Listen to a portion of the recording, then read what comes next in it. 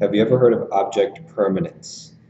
It's uh, it's this thing that you get around age 4 to 7 months, and basically it's the understanding that when an object disappears, that it's still there, and when it comes back, it's the same object.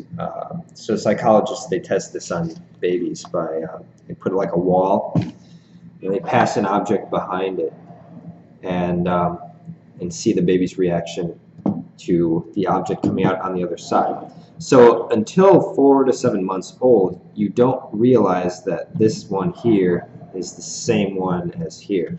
And that's actually why peekaboo works, because if you cover up your face, it's not there. And then here it is, there's a face. Now it's gone, and now it's here. All right, but the question that I have is this. Do we ever misapply this? Does our mind ever take this idea too far and apply it to people? For example, like let's say you got your friend John, and you see him today. On the one hand, in a way, he is the same guy the same John that you talked to yesterday, right? He remembers the conversation you had, etc. But in another way, he's not the same in the sense that he's not identical to yesterday, because assuming that he's grown, he's changed a little bit.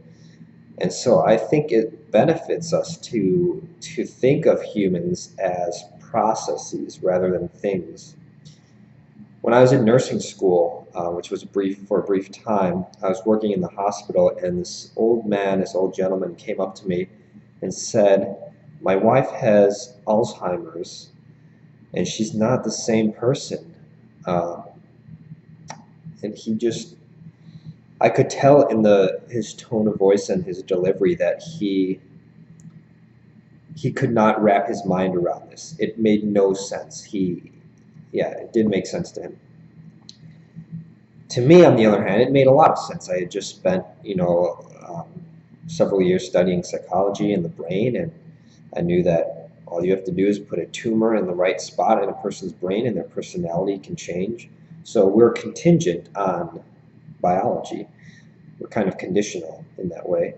But he had this notion of a person being permanent, and I think it comes up anytime somebody changes. You think, geez, they're not the same person, or they're changing so much, and that seems to be okay when, let's say, you grow up from being a toddler to maybe a preteen, or you go from being a teenager to like a young adult, 18 or 20.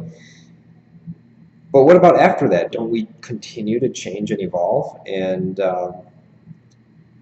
so I think that adulthood should be seen as a progression and a change.